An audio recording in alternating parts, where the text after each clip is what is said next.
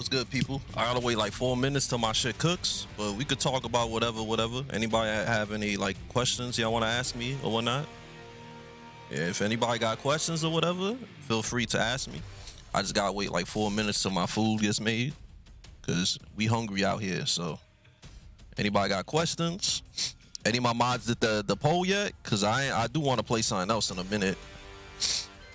And I want to eat first, of course, but I gotta wait till that shit cooks now.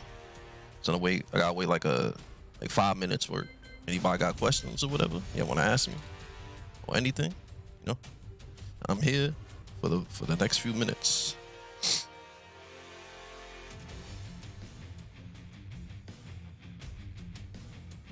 If anybody got any questions to ask,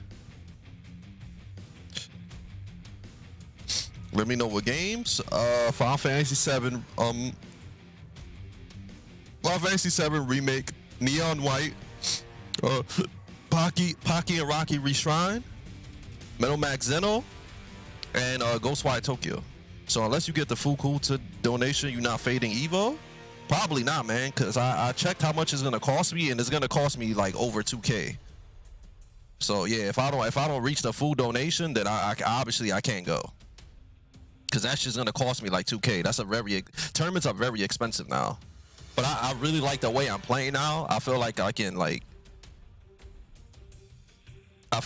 probably I could definitely win something big now. The way I'm playing, like I'm capable of getting top 3, I think. Or like winning something big. Especially with the way I'm playing now. I'm actually playing as good as I used to back then, which is really good. So like I'm playing really good now. Like I'm actually playing like the way I want to play. I'm actually surprised that I'm playing this good, but I think it's just a lot of fucking practice and shit is making me play as strong as I used to.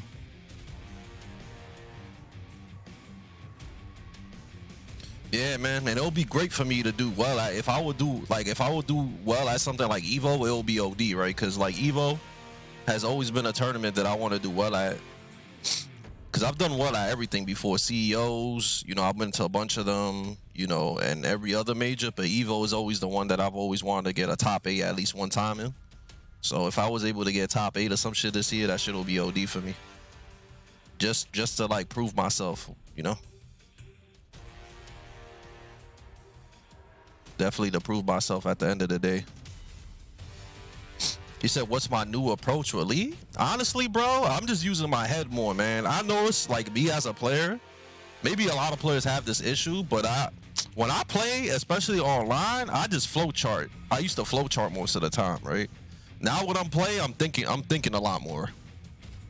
I'm trying to play a lot smarter. Like I'm thinking way more when I play him now. I'm not like playing stupid anymore.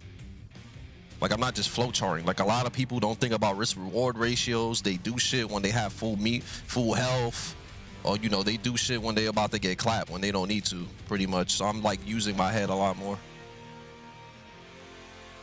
And I'm focusing on Lee's strengths more than his weaknesses, you know what I'm saying?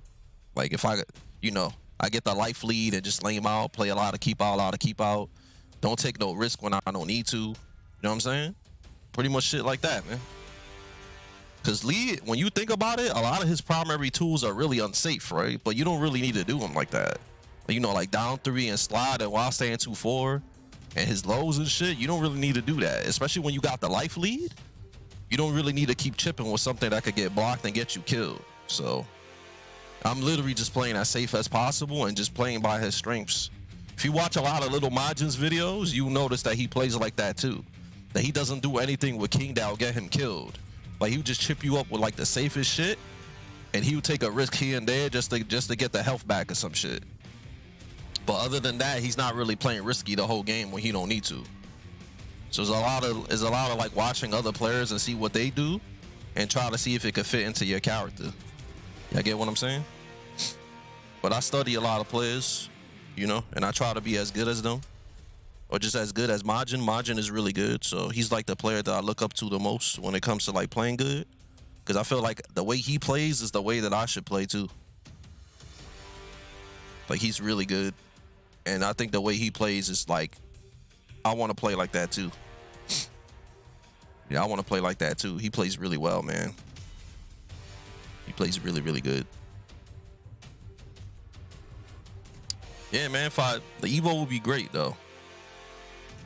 I'm glad I did, man. Like, I know I haven't been playing like super good these past, well, recently I've been playing really good, but like, you know, ever since I got on PC, I know my level of play hasn't been that great. So I kind of apologize to that, but it has a lot to do with me still getting used to PC, these months and shit, and also me not playing a lot of really good players.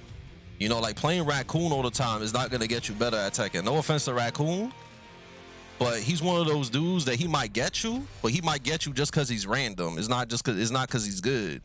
So like me playing people like him is not gonna get me better at Tekken.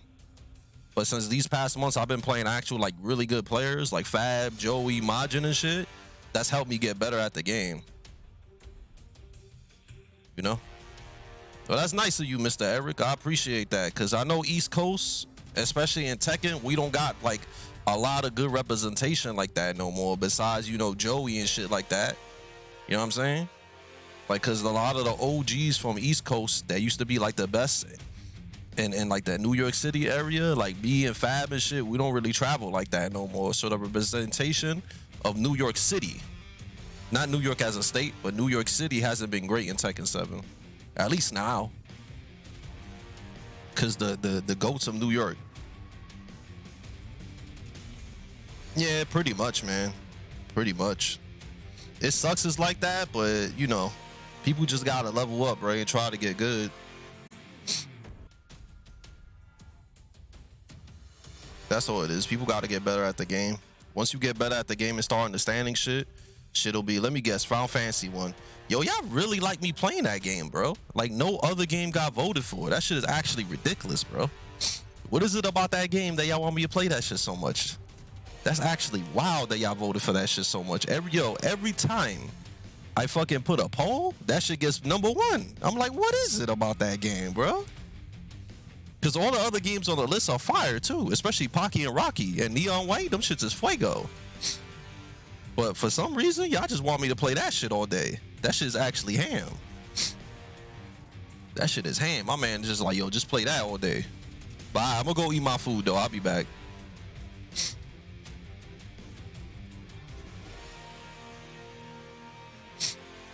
Yo, thank you, Eric. I appreciate that, man.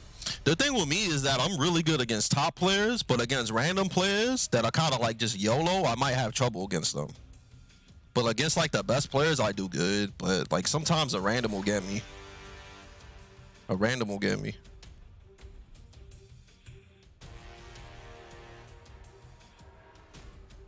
So, you know, but it's understandable though. When you have a certain type of mindset, somebody that goes crazy might beat you. You know? Somebody crazy might beat you, but that's just how fighting games are, right? You're never gonna be like the #1 best player unless you fight all types of different playstyles. Plus, I've come to the conclusion in Tekken 7 that fucking Lee Chaolan, no matter what people say, Lee Chaolan is not the best character. Nor he's a character that he's a character that is very hard to be consistent with him. Like, consistently beat people with him at the highest levels is really, really hard. So I've come to that conclusion that, like, with Lee, since I play Lee, that I'm not going to be able to beat everybody all the time. It's just Lee. He's really risky. You know what I'm saying? His damage output isn't the greatest, but only if he hits you with, like, back 4 or Wasen 2-3 in the rage drive. You know what I'm saying? He's very dependent how well you're playing for the day. Like, he doesn't carry anybody. No matter what people say, you know, 4-4-4 and back 4 being broken is not, because you could just block both of them shits. You actually need to be really good at Tekken to play with Lee. At the highest level, you need to be a monster. Especially against like people that really know how to fight him. I'm not talking about Lee in mid-level. In Lee in mid-level, everybody gets bodied because nobody blocks. I'm talking about Lee against people like Knee, JDCR, like the supreme best, man. You see what I'm talking about when you play just a regular person and then you play somebody that's a god. There's a big difference in how good a character is when you play the best, because they're gonna dissect you for every little shit that your character has, bro. Yeah, I wouldn't really listen to tier lists, man. Like, people kept asking me what I thought about Arslan's tier list. He just based his shit based off who he fought in tournament, and that's not a really good way to base if a character is great or not. You know? It's not really good, because you're gonna fight somebody that's godlike with like a bummy character, like what? Like, let's think about a character that's kind of bummy, right? Oscar, right? You might get folded by an Oscar player, and then you make a tier list and put Oscar top tier because some Oscar player folded you, right? So that's not really a good, you know. It is what it is. I'll be back.